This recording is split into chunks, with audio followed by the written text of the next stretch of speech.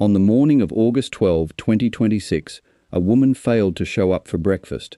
At first, it may have seemed like a small thing, a missed appointment, a phone that was not being answered, a friend becoming concerned. But the woman was 34-year-old Eliana Bigoni. And by the end of that morning, police would be standing inside the apartment of her estranged husband, looking at blood on his clothing and evidence of violence inside the home. Then they would find Eliana. She was in the trunk of a white Hyundai parked in the garage. The first warning sign, however, had come much earlier. Eliana had been expected to meet a friend for breakfast. She never arrived. Her friend tried to reach her, but there was no response. That was unusual enough to raise concern. There was another reason to be worried. Eliana was supposed to go to the Plano apartment of her husband, 37-year-old Jake Bigoni, to pick up their 2 children. The couple had separated. They were reportedly going through a divorce. They had 2 young children together, just 2 and 5 years old.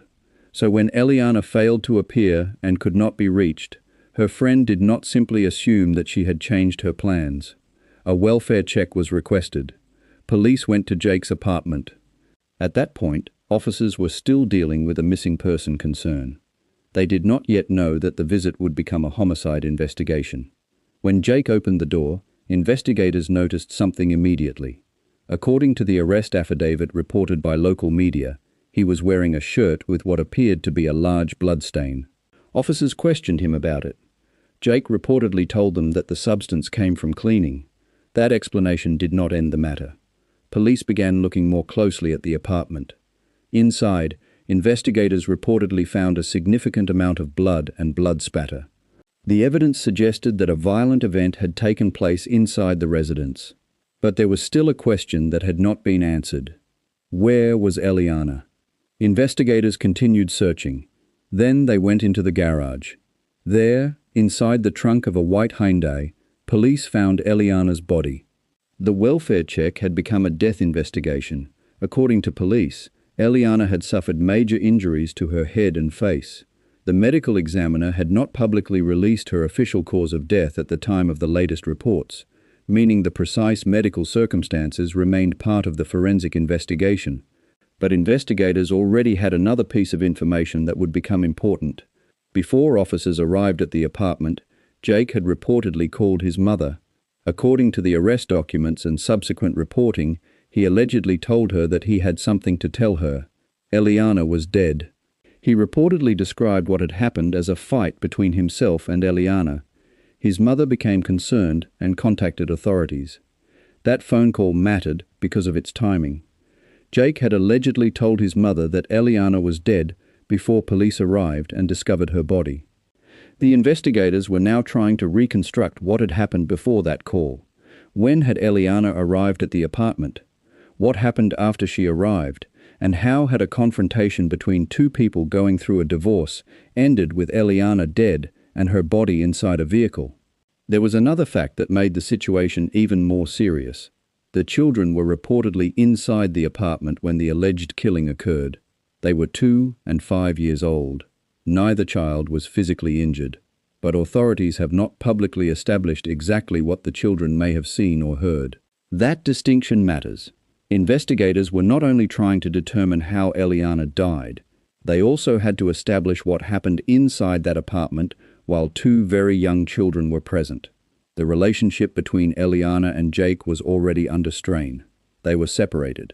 A divorce was reportedly underway. There had also been allegations concerning previous violent behavior involving Jake.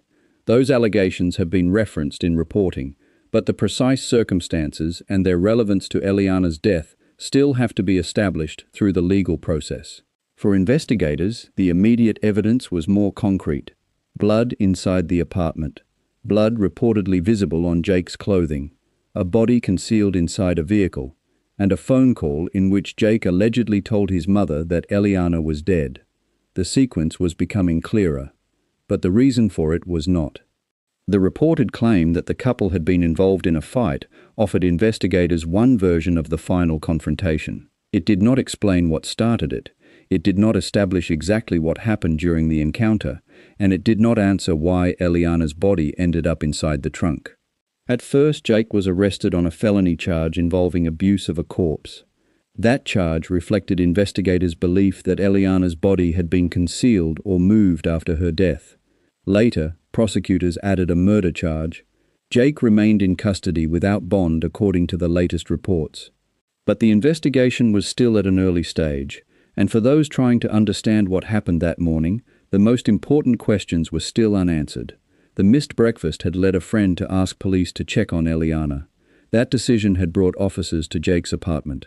And what they found there changed everything.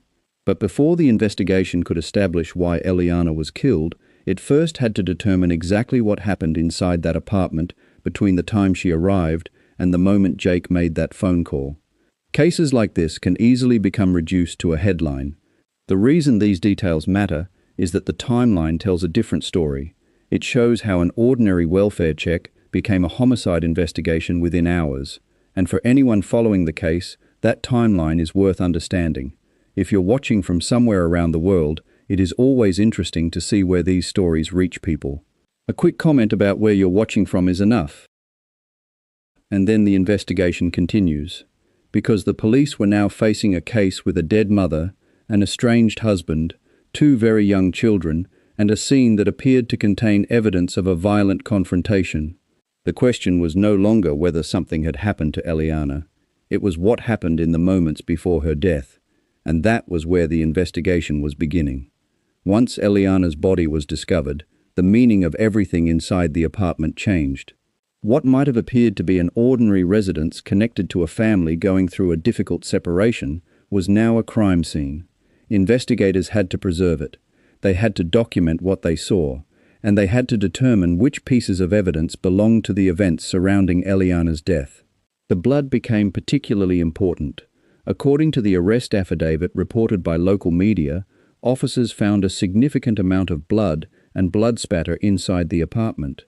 Jake had already given investigators an explanation for the blood on his shirt.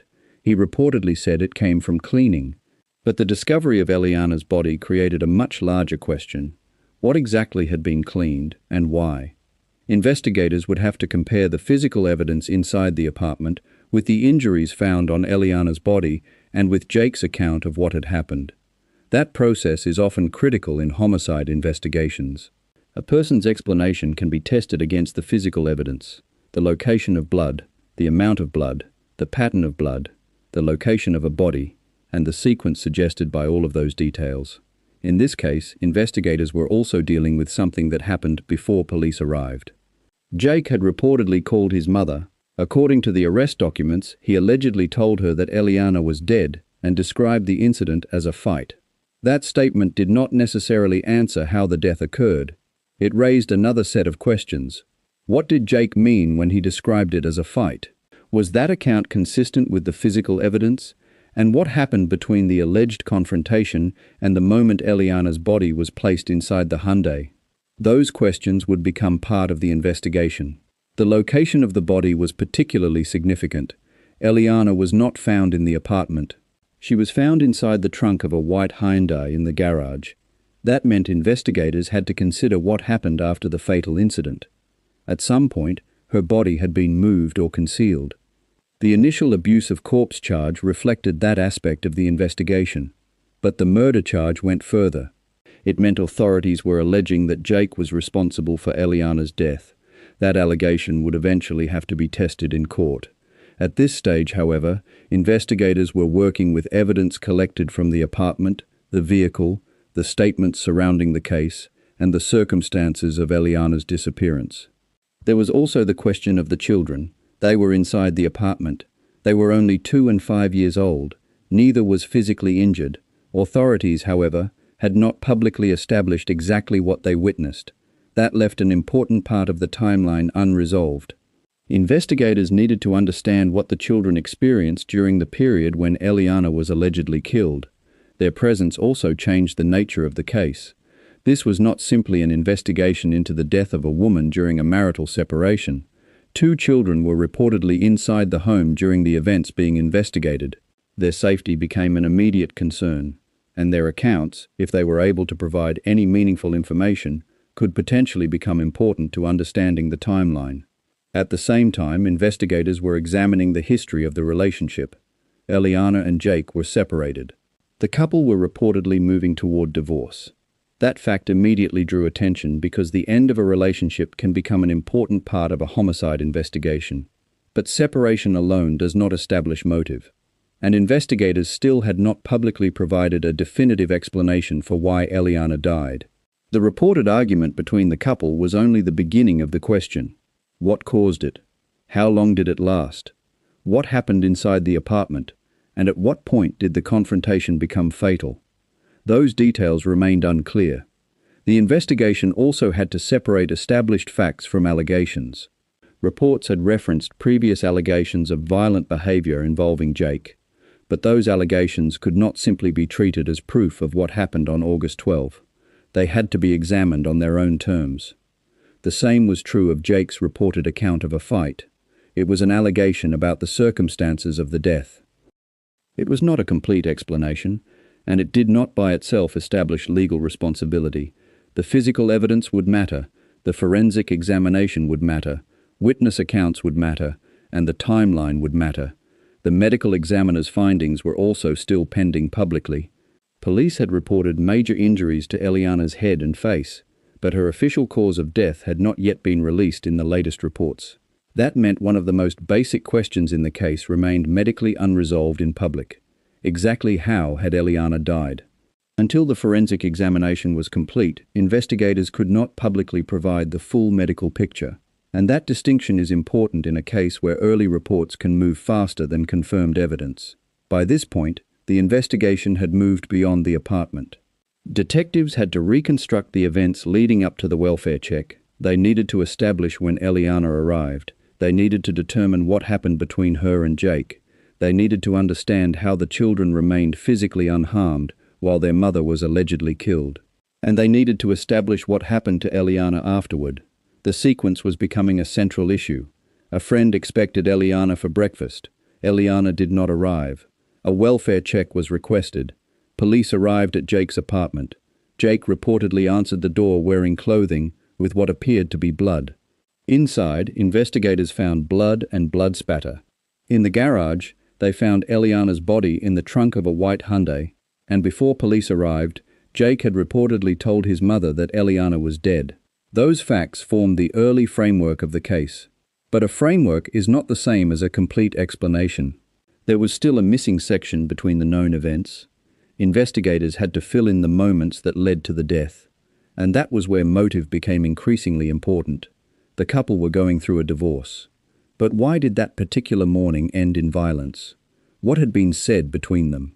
What had happened before the confrontation? And why, after Eliana died, was her body placed inside the trunk? Those questions would determine how prosecutors eventually presented the case. For now, investigators had a scene, a body, a reported admission to a family member, and 2 children who had been inside the apartment. The evidence was beginning to establish what happened after something went terribly wrong. The harder task was determining what had happened before it, and somewhere in that missing timeline was the explanation for why Eliana never made it to breakfast. As investigators continued reconstructing the morning of August 12, one problem became increasingly important. The known facts did not explain everything. There was a beginning. Eliana was expected to meet a friend for breakfast. She never arrived. There was a welfare check. Police went to Jake's apartment. There was blood inside, there was a body in the trunk of a white Hyundai, and there was Jake's reported phone call to his mother. But between those points was a period of time that investigators had to reconstruct. That was where the central questions remained. Eliana and Jake were separated. They were reportedly going through a divorce. At some point that morning, Eliana was expected to go to Jake's apartment to pick up their children. Instead, she died there. The reported description of the incident as a fight provided investigators with a starting point, but it did not establish the full sequence of events. A fight can explain a confrontation. It does not automatically explain a death. Investigators therefore had to examine the physical evidence alongside the statements connected to the case. The blood inside the apartment would have to be interpreted. The injuries to Eliana would have to be examined. The vehicle would have to be processed, and the timing of Jake's call to his mother would have to be considered against everything else.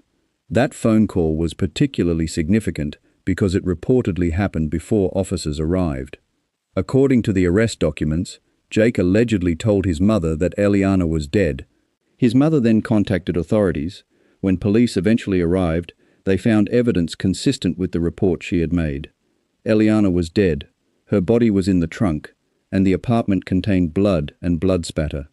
The investigation now had to determine what happened after the alleged confrontation. The body had not remained where investigators would have expected to find it. It had been placed inside a vehicle. That raised questions about the movements inside the apartment and garage. It also meant the investigators were examining two locations connected to the same death: the apartment and the vehicle. The children remained another unresolved part of the timeline. They were reportedly inside the apartment during the alleged killing. They were not physically injured, but authorities had not publicly established exactly what they witnessed. That left a difficult question for investigators. What did two children that young experience during the period when their mother was killed? The answer could be important not only for understanding the timeline, but also for understanding what happened inside the apartment. Their presence meant that the investigation could not focus solely on Eliana and Jake. There were two other people inside the home. Two children whose lives had been permanently changed. At the same time, investigators were looking at the history of the relationship, the separation, the divorce proceedings, the allegations of previous violent behavior that had been referenced in reporting. None of those facts, standing alone, established a motive. But together, they formed the background investigators needed to examine. Still, the public did not yet have a definitive answer to the most obvious question: why? Why did a woman who was reportedly going to collect her children from her estranged husband end up dead? Why did a reported confrontation become fatal? And why was her body placed inside the trunk of a vehicle? Those questions remained unanswered publicly. The legal process would eventually determine what evidence could be presented and what conclusions could be established.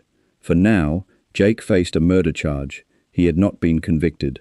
That distinction remained important. The allegations against him were still allegations. The investigation was continuing, and the forensic evidence was expected to play a major role in determining exactly what happened. The medical examiner's findings were particularly important. At the time of the latest reports provided in this case, Eliana's official cause of death had not yet been publicly released. Investigators knew she had suffered major injuries to her head and face, but the full medical explanation remained pending. That meant some of the most important questions could not yet be answered publicly. The investigation therefore continued piece by piece: the apartment, the vehicle, the blood evidence, the reported phone call, the children's presence, the history of the relationship, and the events surrounding the alleged confrontation. Each piece had to be placed into the same timeline. And the timeline mattered because a homicide investigation is not simply about establishing that someone died. It is about establishing how, when, where, and under what circumstances that death occurred. In this case, the circumstances were becoming increasingly difficult to ignore. Eliana had been expected somewhere else. She never arrived. A friend became concerned. Police were called, and the welfare check led them to an apartment where they allegedly found evidence of violence. Then came the discovery in the garage. Eliana was inside the trunk of a white Hyundai. That single discovery transformed the investigation. What began as concern over a missed breakfast had become a homicide case involving an estranged husband, two young children, and a death that authorities were now attempting to reconstruct. But even with those facts established, the central question remained: what happened between Eliana's arrival and her death? That answer could determine whether Jake's reported description of a fight matched the evidence, or whether investigators would reach a different conclusion. There was also the question of what had happened before that morning. What had the marriage become? What had been happening during the separation? And were there warning signs that had not been fully recognized? Those questions often emerge after a homicide, but investigators must still distinguish between what was known before the crime and what only appears significant after the fact. Eliana's friends remembered her differently from the way her final hours would later be described. Andrea Peters, one of her friends, publicly remembered her as happy and full of life. That description became part of the picture of the woman whose life had ended inside the apartment. She was 34 years old. She was a mother of two young children, and she was reportedly in the middle of a divorce when she went to collect them. She never returned. The legal case would now move forward. Jake was in custody without bond, according to the latest reports. The initial felony charge involving abuse of a corpse had been followed by the murder charge.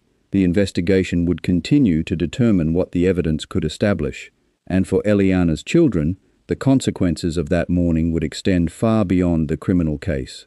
Their mother was dead, their father was accused of killing her, and they had reportedly been inside the apartment when it happened. The public may eventually learn more about the precise timeline, the forensic findings, and the evidence prosecutors intend to present. But at this stage, some questions remain unanswered. The exact medical cause of death had not yet been publicly released. The complete sequence of the confrontation had not been established publicly, and no definitive motive had been announced. What is known is more limited, but it is serious. A welfare check was requested because Eliana did not show up for breakfast. Police went to her estranged husband's apartment. They found evidence of blood and violence. They found Eliana's body in a vehicle, and they learned that Jake had allegedly told his mother she was dead before officers arrived. Those facts form the foundation of the case. Everything beyond them must still be proven. And as the investigation and legal proceedings continue, the most important unanswered question remains the one that brought investigators there in the first place. What happened to Eliana Bigoni during those final hours? By the time the initial investigation was complete enough for charges to be filed, the case had moved far beyond the missed breakfast that first raised concern. Eliana Bigoni was dead. Her body had been found inside the trunk of a white Hyundai in the garage of the apartment complex. Her estranged husband, Jake Bigoni, had been arrested, and prosecutors had added a murder charge to the case. But an arrest is not a conviction. The evidence gathered by investigators would still have to be examined through the legal process. That distinction matters, particularly in a case where some of the most important details were still developing. The public knew the broad sequence.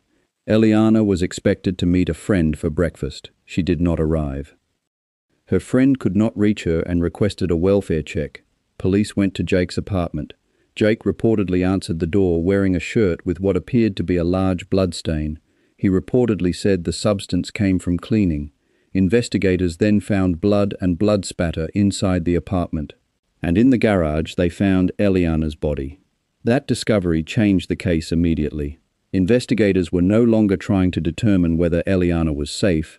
They were trying to determine how she died and who was responsible. The reported call to Jake's mother became another significant part of the evidence. According to the arrest documents, Jake allegedly told her that Eliana was dead. He reportedly described the incident as a fight. His mother then contacted authorities. The timing of that call became important because it allegedly happened before officers arrived and found Eliana's body. But even that reported statement did not answer every question. It did not publicly establish what started the confrontation. It did not establish precisely what happened during the confrontation. And it did not explain why Eliana's body was placed inside the trunk. Those questions remained for investigators and prosecutors to address. The condition of Eliana's body also required forensic examination. Police reported major injuries to her head and face. But at the time covered by the available reports, the medical examiner had not publicly released her official cause of death. That meant the public did not yet have the complete medical explanation for how she died. The forensic investigation therefore remained important. So did the evidence from the apartment. Blood and blood spatter could potentially help investigators reconstruct what happened inside the residence. The vehicle could provide additional evidence about the movement and concealment of Eliana's body, and the timeline could help determine whether the different pieces of evidence supported or contradicted the accounts investigators had received. Then there were the children. 2 children. Ages 2 and 5. They were reportedly inside the apartment when the alleged killing occurred. Neither child was physically injured, but authorities had not publicly established exactly what they may have witnessed.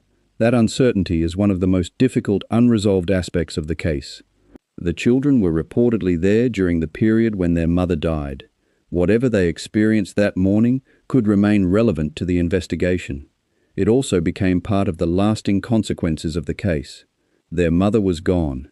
Their father was facing a murder charge. And the home where the family had been living through a difficult separation had become the location of a homicide investigation. The relationship itself was also being examined. Eliana and Jake were separated. They were reportedly in the process of divorcing. There had also been references to allegations involving previous violent behavior by Jake. But those allegations must be treated carefully. They do not establish that Jake committed the current offense.